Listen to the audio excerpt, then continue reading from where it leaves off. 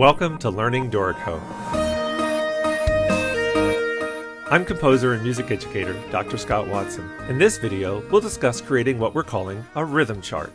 So what is a rhythm chart? Well, it's like a lead sheet on steroids. In addition to the lead melody, it also contains parts for a rhythm section, piano, bass, and drums.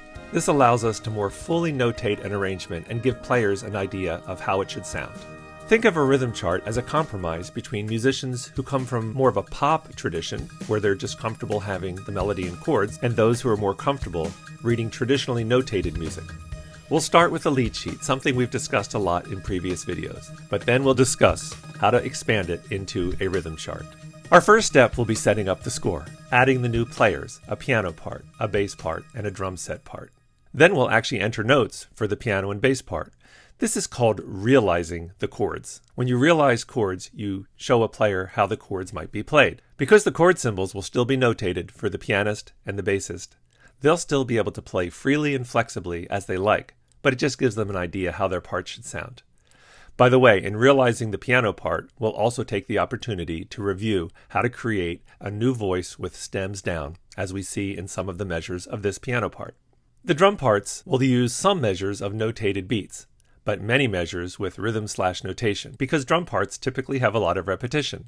If you haven't checked out my video on creating drum set parts, do that first, since I'll just be quickly reviewing. Finally, since this is the first project in our series which uses a multiple staff score, we'll be spending some time talking about the implications to having systems with more than one instrument in it and scores that have multiple pages. Okay, let's get started. Here we have the lead sheet for the old hymn, Holy, Holy, Holy. This was created in a previous episode, so if you really want to know how to create a lead sheet just like this, go back and check out that episode. When I did create it, I used the instrument oboe as my treble clef non-transposing instrument for the melody. I like the way it sounds.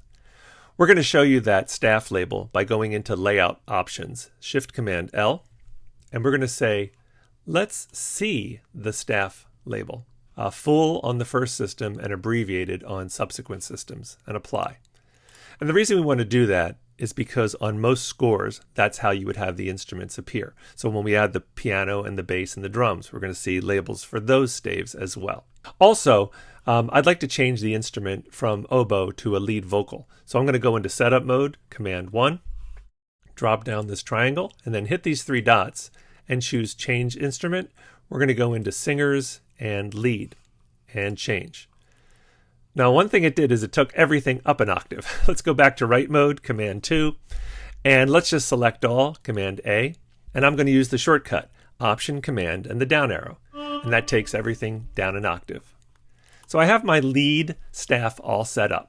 Remember, we're starting with this lead sheet so that we don't have to input the notes for the lead line, and so that we don't have to enter things like the formal labels, verse 1, verse 2, and the key change, and some tempo indications, etc. This will help us start out. But one thing we do want to do early on is remove the formatting that we applied when we made the lead sheet. And that's because when we go to add the other instruments, we want Dorico's automatic formatting to take over, rather than the formatting that we forced when we were creating the lead sheet. I'm going to show the signpost, something that I've had hidden just to avoid clutter. So we go to the View menu, Signpost, Hide Signpost, and now we're showing the signpost. And you can see all those places where we have system breaks. I'm going to go into Engrave Mode, Command 3. One way to remove all of that formatting is to just say Reset the Layout down here. If I click that, now we're back to Dorico taking over and applying whatever layout decisions it thinks are best. And that's what we want. By the way, let me undo that and show you just one other neat way to do it in Dorico. I'm going to go into Write Mode, Command 2, and I'm going to do Select All, Command A. And then I'm going to Control-click and say Filter All System Breaks. And now it's only selecting the system breaks. Then when I hit Delete, it only deletes the system breaks, and that allows us to have exactly the same result. So either way you want to remove those system breaks, we want Dorico's formatting to take over. Let's add the other instruments back in Setup Mode, Command 1. Okay, we're going to use this icon in the lower left-hand corner for adding a single instrument, and we're going to say under Keyboards, let's add the piano. Add. Notice that the chords do appear like we want them. That doesn't automatically always happen. A way that you can find out how the chord symbols are going to appear is use either control click or right click on the card, the instrument card. So for instance, if I control click up here on the lead instrument, control click and chord symbols, I can say only show it for rhythm section instruments. That's piano, bass, and drums, right? If I do that, notice that I do not see the chords for the lead. And again, we don't really need them for the vocalist line at this point, but we do want them on the piano. So if the chords don't appear the way you want them, you might have to control click or right click on your card and then go under chord symbols and toggle exactly how you want them to appear. All right, let's go ahead and add the bass down here. And then this would be fretted instruments. Let's do the 4-string bass guitar. Add. And the chords do appear, so great, it's like we want it. And then let's add the drums. And for unpitched percussion, instead of scrolling around, I might just type in drum here, search for it, and there it is, drum set basic, which is what I want, add. And it knows that drums don't need chords, right? So Dorico is pretty smart. All right, let's save this, Command S. Let's go back into write mode, Command 2. We're not happy with the layout, but remember, with Dorico, you usually wait until the end to take care of layout, formatting, things like that, because Dorico will automatically update things. However, one thing I do want to take care of is the rostral size, which is a term very unique to Dorico, but it basically has to do with the overall percentage reduction of a score. So if I want to be able to fit more systems per page, that's a good place to look. Let's go into Layout Options, Shift-Command-L. And then under page setup, if we look here under space size, rostral size, right now it's set to 3. I'm going to set it to 6, which will reduce everything a little bit. Apply. And now we see that we can get 2 systems on that first page, 2 systems on the second page, and 2 systems on the third page. And that's kind of the way I want to start. I'll do a lot more formatting and layout on the back end, but at least now we have it roughly set up the way that we want it. Command S to save that. Let's do some note entry. Most of entering the notes in this project are going to be done off camera because you know how to put in notes using either step entering or recording. Check out my previous videos for detailed instructions on how to do that. However, I'm going to enter the notes for one part at a time and save some things so that I can demonstrate a few things about note entry that we haven't addressed in previous videos, or maybe review some of the more complicated things. All right, let's take care of the piano first. I'm going to zoom in. Command +. Select this measure, hit the return key to go into note entry mode. I'm going to hit K because I like to use pitch before duration so that I can play the notes on my MIDI keyboard and use the keyboard shortcuts like 7 for a half note on my QWERTY keyboard. I'm back and I have all my piano notes in except for a few select areas. I want to zoom in and show you in measure 3 where I need to have a second layer. So I'm in note entry mode. And you can see that there's an icon that shows a stem up. That's the voice that's already created. But I want to have a voice with stems down for beats 3 and 4. So I'm going to use the shortcut Shift V, and you can see that plus sign with the stems down, adding that new voice. I'll use my forward arrow to go over to beat 3 in the rhythm grid. And then I'll just add those 2 chords with stems down. Great. Now notice we have a rest here that I don't want. I'm going to select that rest and go up to the edit menu and say remove rest so that we only see the notes on beat 3 and 4. So I've created a new stems down voice, and I have to do the same thing in measure 4 in the left-hand piano. Now I've already went ahead and created that voice, so now I'm going to use just the shortcut V to toggle between stems up and stems down. So to create the voice, the new voice originally, you have to do Shift V. Once you've created a second voice, which I did off camera for this left-hand piano, then all you need to do is use V to toggle between voices. So I'm in stems down, you can see that, and I just need a whole note there, so that's shortcut 8, and now I've got my second voice. Let's go to measure 18, where we kind of have a tricky stems down voice. Beat 3 and 4, we want a quarter note D. Make sure you toggle V for voice down, and we'll put in that quarter note D and C natural. And again, I'm going to hide this rest because I don't really need to see that. Remove rest. Want to put in the slur while you're there? Shortcut S. Actually, back in this first measure, I probably should have put in that slur as well, shortcut S. Another thing I wanted to demonstrate is in measure 21, when I put the notes in originally, I get sharps, but I wanted flats. There is a shortcut for toggling enharmonic equivalents, so that would be Option and plus if you want to go to the enharmonic above it, or Option minus if you want to go to the enharmonic that's in the space below it. So same thing with this A sharp. I want it to appear as B flat, so I'll do Option plus and make it B flat. This is another measure, by the way, where I need a voice 2. So let me go ahead and hit V, toggle stems down, and put in that low B flat. And hey, it even appeared as B flat. Great. While I'm here, if I wanted to add the crescendo hairpin, I could do Shift D, which is the pop over for dynamics, and do the left angle. And I can go ahead and put that in, and we can resize that and do some formatting later on. I'm not going to worry about that, but now at least I have the crescendo. Before we move on, I want to just take care of one real quick thing. I don't want the cue notes in the introduction in the lead, so I'm going to shift click those 4 measures, hit delete, get rid of those. And another place that I don't want the cue notes is right before the modulation right here. So I'm going to delete that. In fact, I want to delete this one as well. Select it, hit delete, and now we don't have the cue notes in the lead line. All right, it's time to put the bass part in. However, before we put the bass part in, I do want to lift up this system here at the bottom of page 2. I'm going to go into engrave mode, Command 3, and use the staff spacing tool. Just grab this handle and pull it up. I just kind of want to have the whole system on the page. That was bothering me. All right, back to write mode, and let me zoom in. And select this first measure of bass, hit the return key to go into note entry mode. One thing I do want to point out is that bass is a transposing instrument. In other words, the notes that appear in the staff will actually sound a full octave lower than they appear. So I have to put the notes in by playing what I want to hear, the actual sounding pitch, not the way it appears on the staff. So for instance, on beat 2, if I would play the B that I see on the staff and type a 5, I actually get it an octave higher than I want. Let me undo that. So I'm going to play that B an octave lower and hit that 5, and then it appears the way I want. And let me do the same thing with the 16th notes. And then there's a half note. So I'm going to go ahead and enter my bass notes, remember playing them an octave lower on my QWERTY keyboard so that they appear at the correct staff position in my score.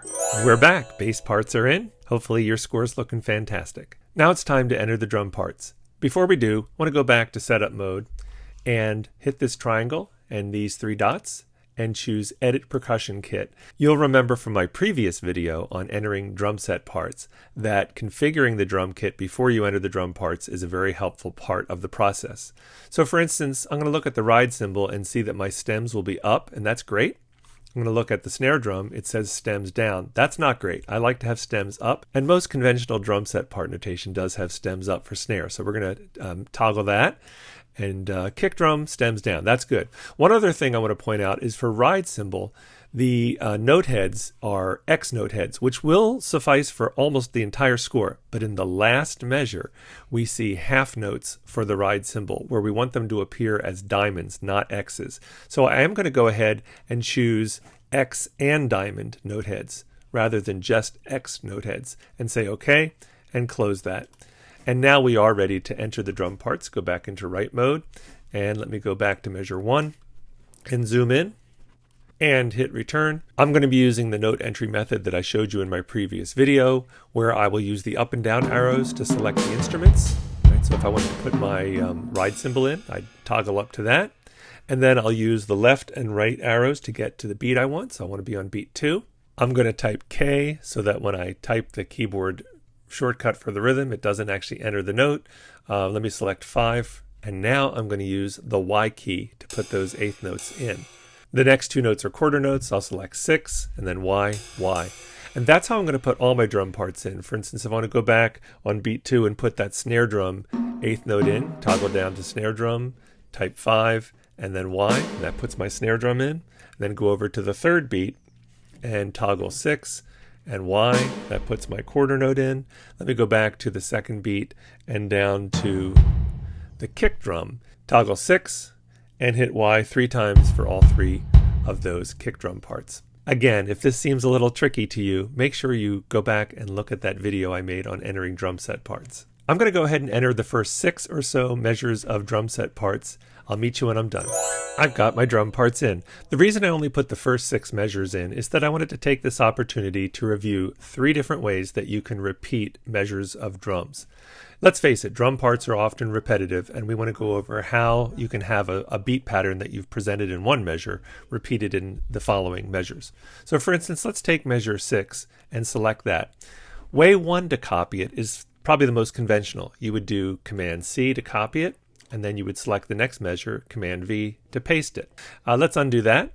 Let me show you a more Dorico cool way to do it, and that is to select a measure and then hit R for repeat. And then as many times as you hit R, it'll just keep repeating that measure. Okay, let's undo that.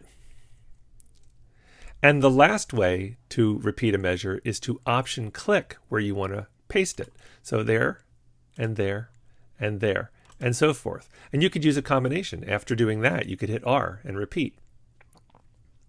Okay, finally, once you do get a certain pattern going, sometimes you want to just show the drummer using rhythm slashes that they're to continue playing that pattern. So I'm going to go ahead and select these measures. I just randomly chose a bunch of measures. And then I'm going to go over to my repeat structures panel and scroll down here and say rhythm slashes, create slash region, and there they are.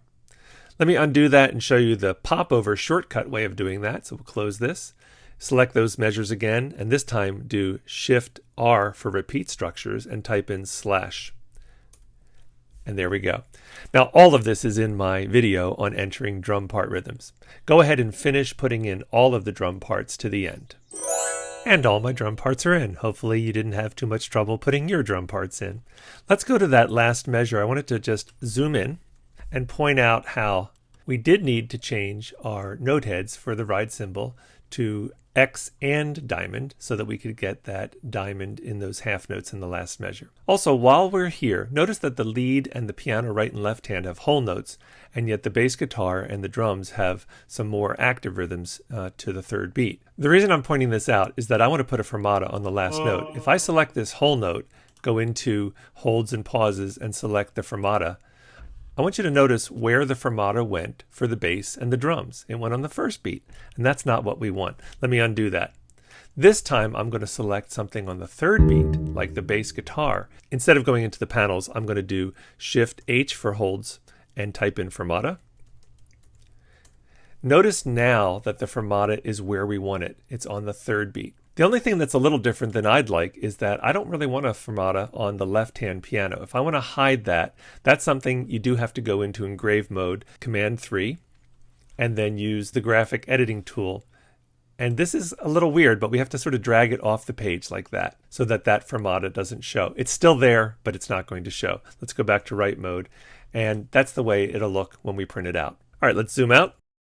Now let's take care of formatting and the layout of our score.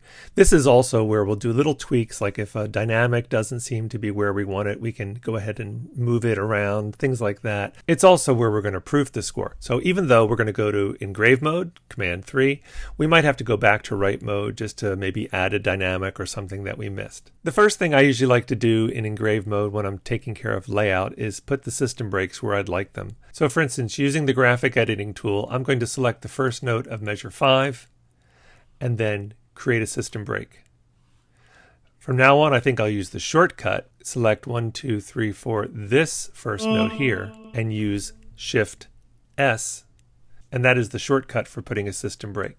Let's go over to page 2, where we want 4 measures, 1, 2, 3, 4, so I'll select the first note here, and Shift S.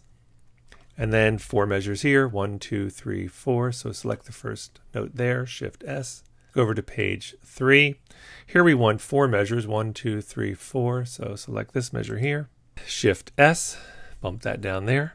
Here I'd only like 3 measures, 1, 2, 3. So I'll select the first note in this measure, Shift S. Go over to page 4. Here we'd like 4 and 4, so 1, 2, 3, 4. Select the first note, Shift S. 1, 2, 3, 4, select the first note, Shift S. Go over to our last page, page 5. Now here I'd like 3 and 3. I'm going to select the first note of this measure and do Shift S, and it'll give us the 3 and 3 that we want. I also can see that my fermata is now not off the page. So go back to my graphic editing tool, grab that fermata, and drag it now off the page. You know, the updating of the format is why I had to do that. All right, let's go back to the beginning and go granular.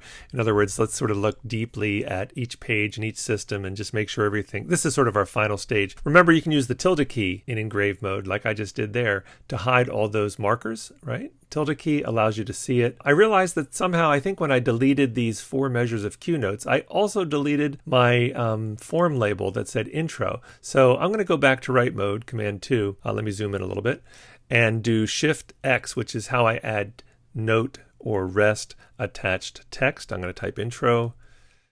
Let me get rid of these signposts. They're kind of in the way now. Signposts hide. So if I want to put a enclosure around intro, that's Command 8, and down here border, right? Turn that on and then close this Command 8. That's the properties panel I was just using. Also, let's go back to engrave mode, Command 3. Using the graphic editing tool, I'm going to put intro up and moderately down like this. All right, and this is the kind of stuff we're going to look at using the tilde key. Just examine it. If it looks the way you like it, great. You know, most of the spacing Dorico has handled really well. Okay, let's go down to the next system. All right, here I may want to put, using the graphic editing tool, I might want to put the mezzo forte here. Either way is fine. Honestly, it's technically okay to have it with lyrics above, so whatever you like. Let's go over to the next system. Let me zoom out here. I'd kind of like to have this system higher. So using the staff spacing tool, let me drag this up a little bit and drag this up a little bit. Again, you can just eyeball it, make it the way you want it. If you think, for instance, the piano is left hand is too close to the right hand, right? Maybe you want to open that up a little bit. That's entirely up to you. Apparently Dorico thinks it's okay. To my eye, it just looks a little close. Okay, let's go over to the next system. Next page and next system. Okay, we have a little conflict here. So using the graphic editing tool, let's have broadly lower and verse 2 higher so that they're not in each other's way. Let me zoom in a little bit. I'd also like to take this dynamic down below like I did earlier. Okay, and then remember earlier I mentioned we can change this bracket to be exactly as we want it. I'm going to sort of adjust all these brackets so they go right up to the double bar. This forte went down though when I dragged this one down, which means they are somehow linked. Notice what happens if I drag this up. It also drags the other one up. So I'm going to actually go back to write mode and delete both of those fortes. I'm not sure what happened there, but I don't want them to be linked. So I'm going to use the pop over Shift D, put forte there, and then go to engrave mode and drag that one down, right? Back to write mode, and let's put a forte in here, Shift D, forte, and this one will be independent. Back in engraving mode, I can drag this wherever I want it. So a little bit of tweaking back and forth between write and engrave mode. That's sort of par for the course though at this stage when you're using Dorico. I also don't like where this retardando is. I'm going to drag it up a little bit so it's not so much in the way. Let's go over to the next page and systems, and let's zoom out. Okay, and use the tilde key to take a look at it. Yeah, it looks pretty good. And our final page. And maybe move this retardando up a little bit, get it out of the way. Let me zoom out even more and look at it. Bird's eye view. A lot of this end stage stuff gets a little subjective. For instance, in this system here at the bottom of page 3, I think it's just looking a little bit crowded. So I'm going to go back to my staff spacing tool and drag the whole system up a little bit. Put a little more space between left and right hand piano, and put a little more space between the bass and the drums by dragging the drum down. And that just makes it look a little bit more roomy, and I kind of like the way that looks. I think I'm also going to use the graphics editing tool and drag this just a little bit lower. Be sure to save things as you go. Let's go back to write mode. Something you may want to do is play the score. That's a way to sonically proof it and see if there are any wrong notes, or it'll just help you understand the flow. After you're happy with the way everything looks, you can go to print mode, Command 5, and you can either print to your printer or print to PDF or any other graphic format. Say you want to share it with somebody that doesn't have Dorico, just print it to PDF and you can send them your PDF score. All right, I hope this video has been helpful. Good luck learning Dorico.